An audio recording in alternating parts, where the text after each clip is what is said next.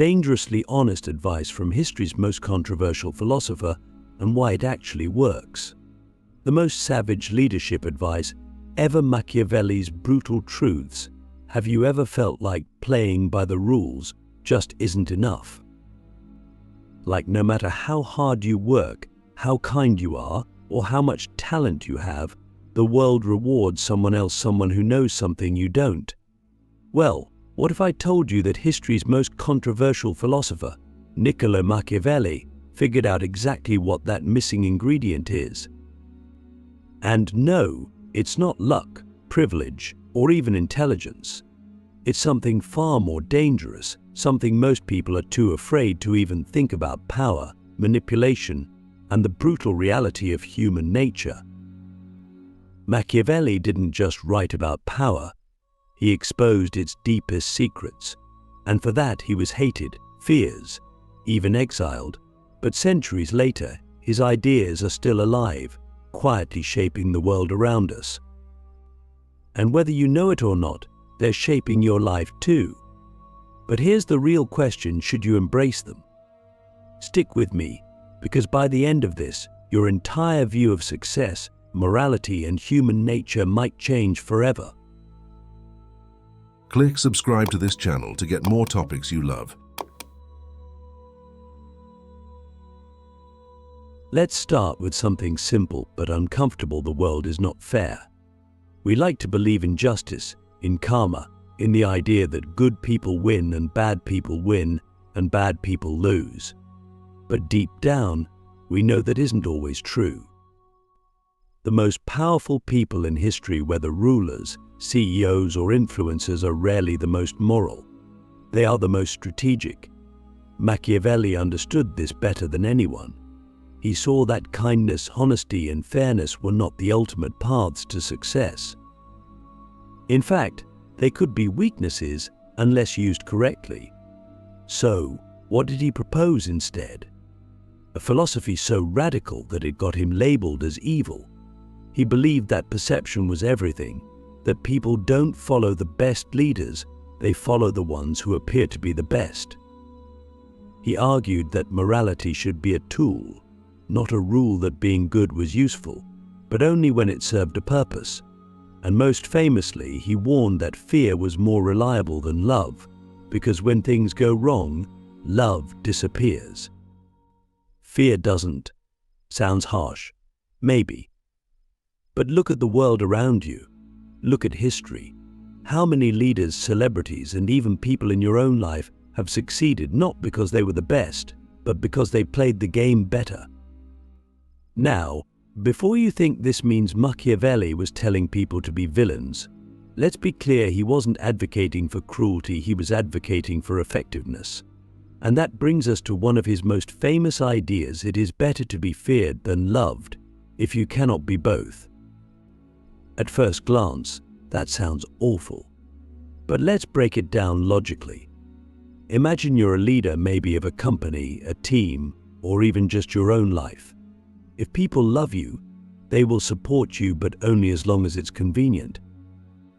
The moment things get tough, love fades. People hesitate.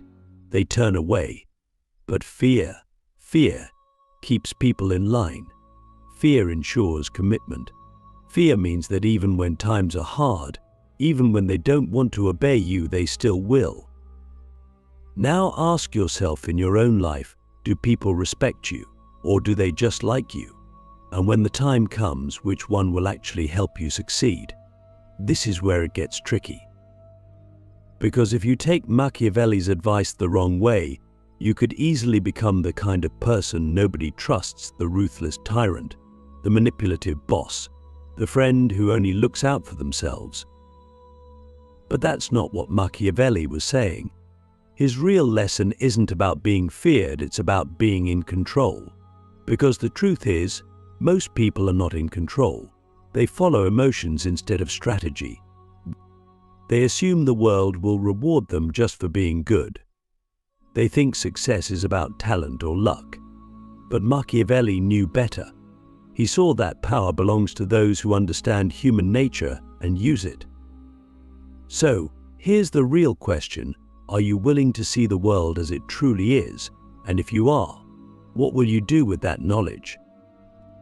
The hidden power of deception, why honesty alone will never make you win. If there's one thing society teaches us from childhood, it's that honesty is the best policy.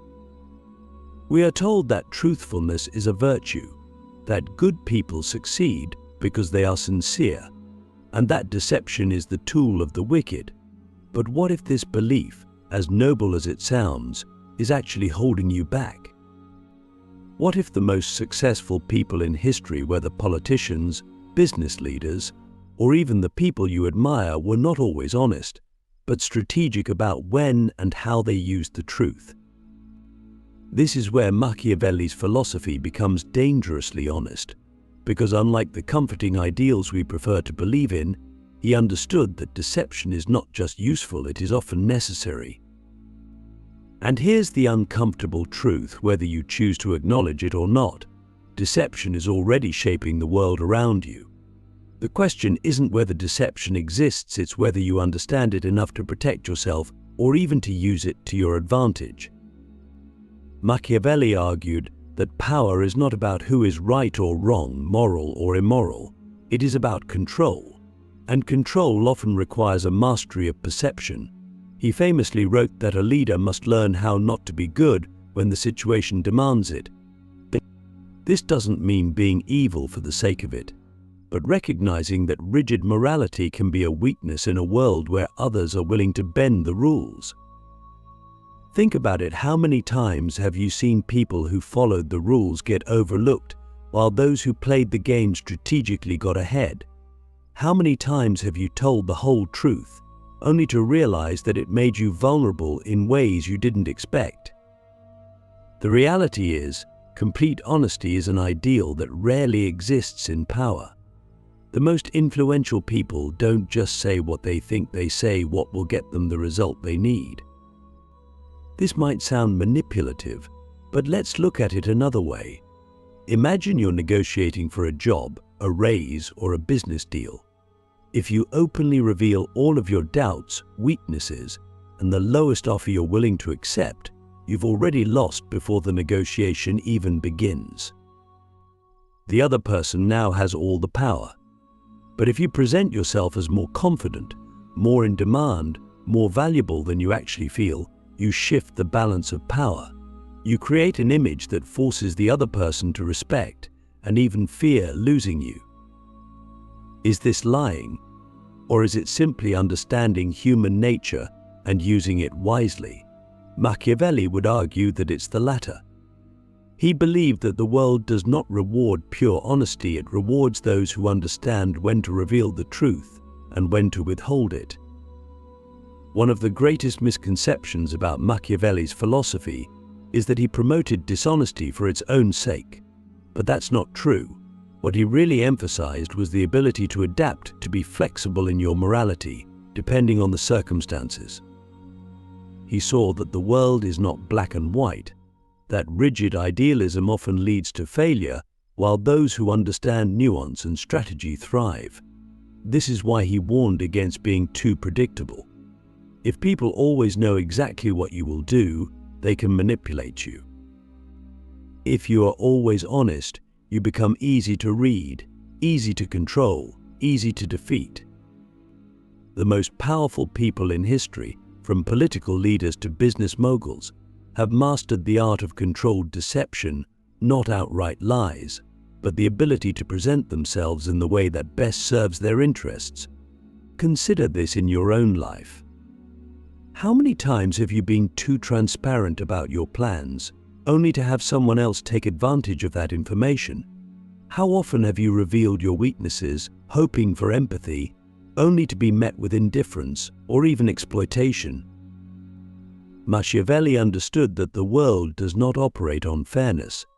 It operates on power dynamics, and the people who succeed are the ones who recognize this reality and adjust accordingly. This doesn't mean abandoning morality altogether, it means being strategic about when to be honest and when to withhold information. It means understanding that absolute transparency is not always a virtue, sometimes it is a liability. But here's where things get even more interesting. If deception is such a powerful tool, why do we instinctively fear it? Why do we admire honesty even when it works against us? The answer lies in another brutal truth. People don't actually want the truth, they want the version of reality that makes them feel safe. This is why politicians craft carefully worded speeches rather than revealing their true intentions. This is why businesses market their products as life-changing, even when they are not. And this is why in our personal lives, we often tell white lies to maintain harmony rather than disrupt relationships with brutal honesty. The world is built on illusion, not because people are inherently evil, but because absolute truth is often too harsh for most to handle. So, where does this leave you? Should you abandon honesty entirely and embrace deception as a way of life? No. Machiavelli never suggested that deception should be used recklessly. His true wisdom lies in understanding that power comes from knowing when to be honest and when to be strategic. The key is balance. If you are too deceitful, you lose trust, and without trust, power crumbles. But if you are too transparent, you become vulnerable, and vulnerability invites exploitation. The most successful people are those who walk this fine line, who know when to be open and when to stay silent, when to reveal their intentions and when to keep them hidden. Ask yourself in your own life, are you too predictable? Do people always know exactly what you think and plan to do? Or do you control your own narrative? More importantly, do you recognize when others are using deception against you?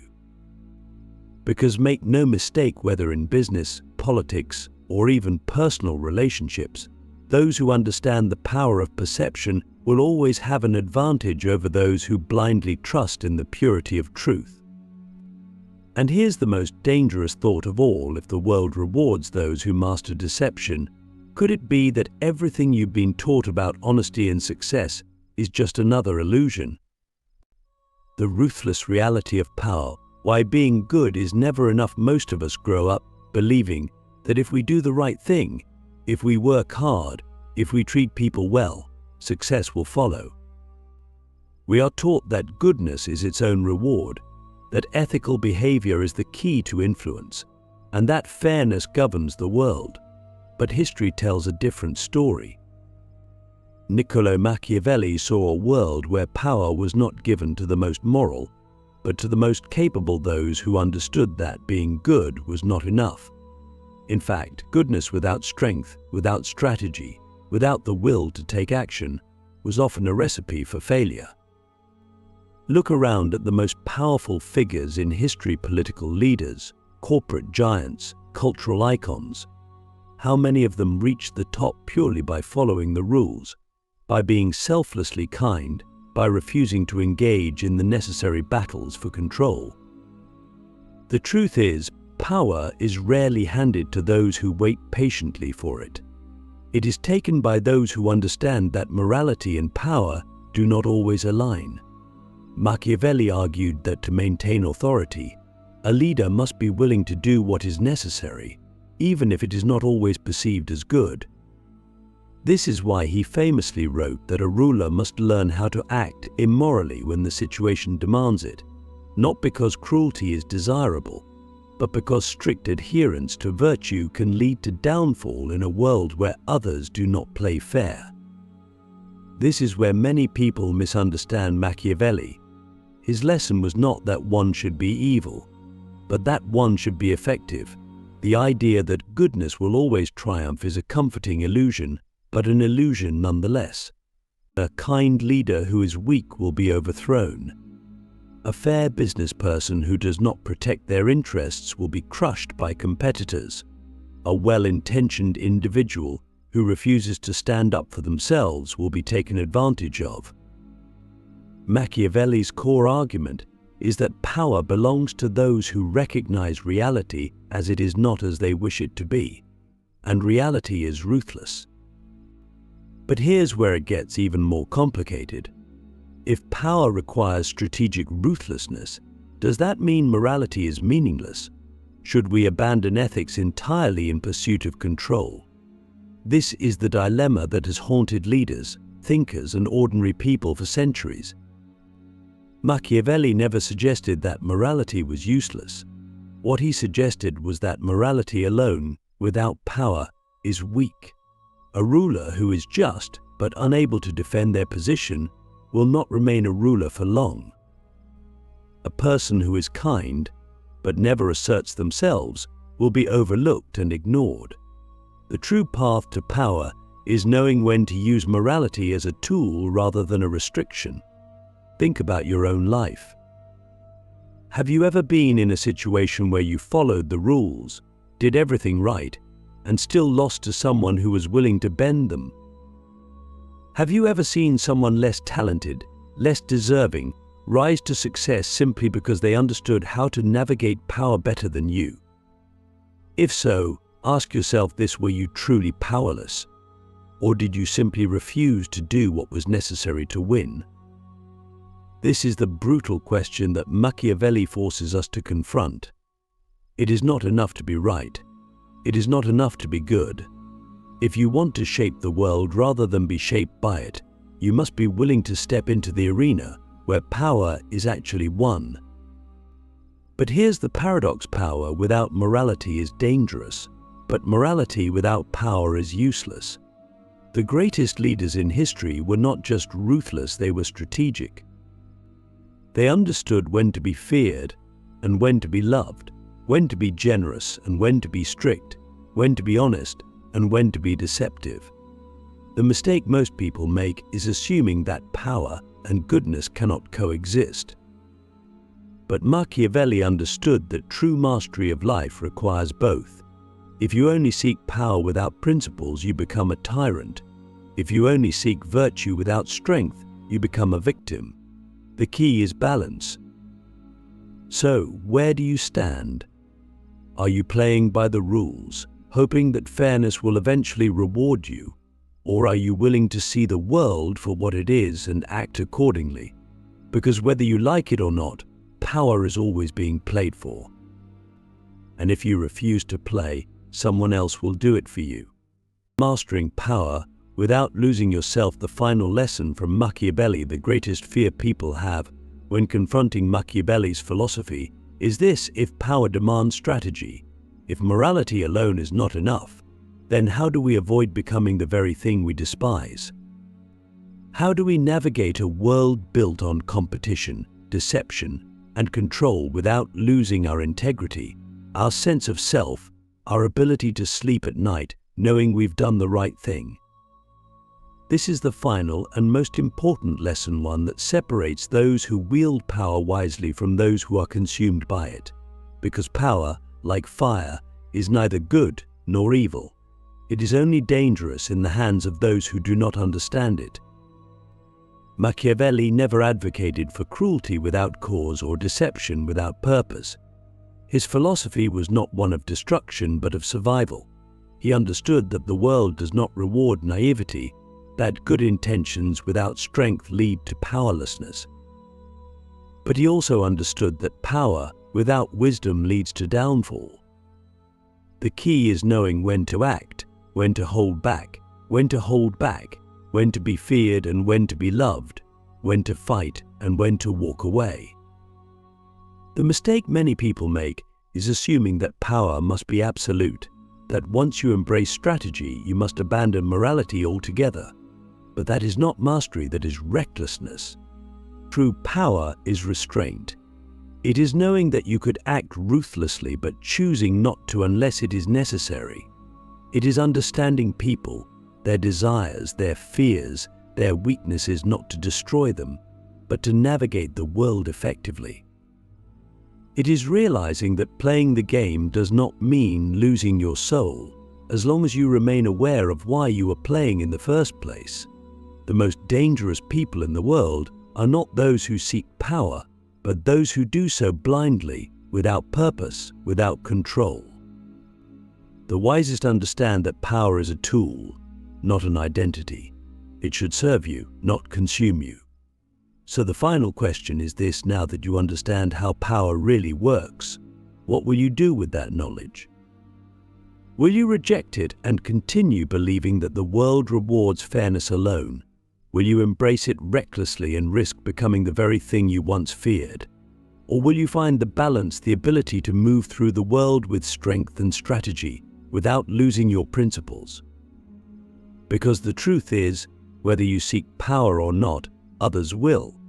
And those who understand it will always have an advantage over those who don't. The only question left is whether you will be one of them. This is the choice Machiavelli forces us to confront. It is the choice between being ruled by the world or learning to shape it, between hoping for justice or securing it for yourself, between fearing power or mastering it. What you do next is entirely up to you. But now, at least you can no longer say you didn't know.